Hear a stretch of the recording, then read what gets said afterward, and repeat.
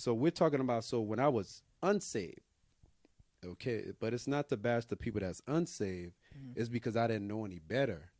But when I got in the church, so that's why we're going to talk about the church, because we would hope that the people in the church would know better. Yeah.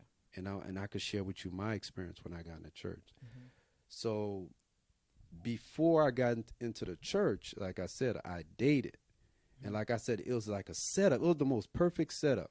The devil, like, well, there was no God anyway. There was no God in the picture. The girl that I dated at the time was like, well, you're out of school. Why don't you move out your parents' house and move in there with me? Yeah.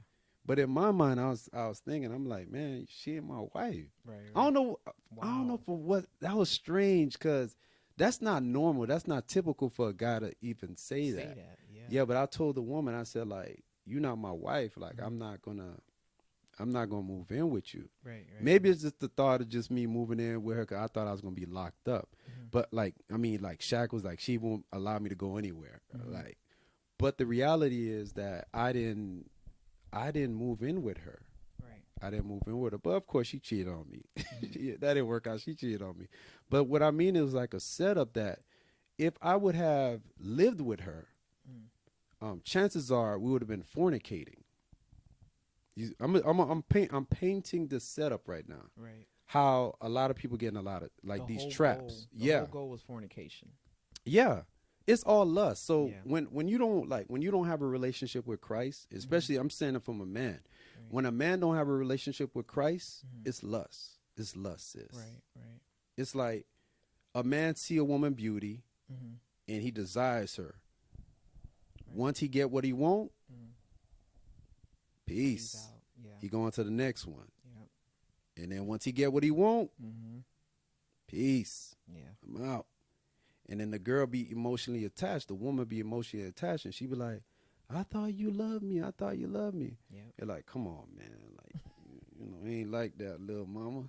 It ain't like that." That's exactly how it goes. Yeah, it ain't like that. You know how them dudes, when you carnally and you don't have a fear of God, you're like, "Come on, man." Like, there's no one to hold that man accountable. Yeah. But I believe, before I know you're telling your story, I just wanted to say real quick, that's why us as women, like, we should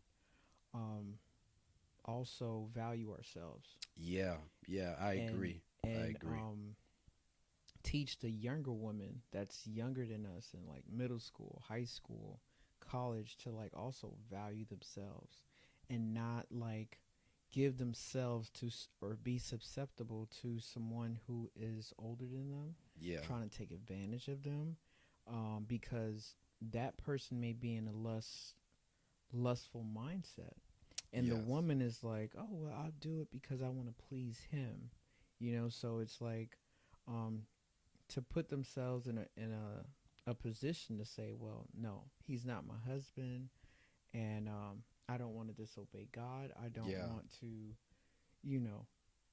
sin against my body. Yeah. All of this soul ties. Yeah. Soul ties. And but that's from a spiritual perspective, though. Yeah. So the issue becomes is like I said, when you're carnally, and then, a lot of people are taking the word of God out of their homes. So it's like they're not even, number one, a lot of people not valuing marriage. Right. Like, man, like they be like, oh, that's my girlfriend. Like, no, nobody don't want to get married anymore like that. Right. The marriage numbers are not skyrocketing like that.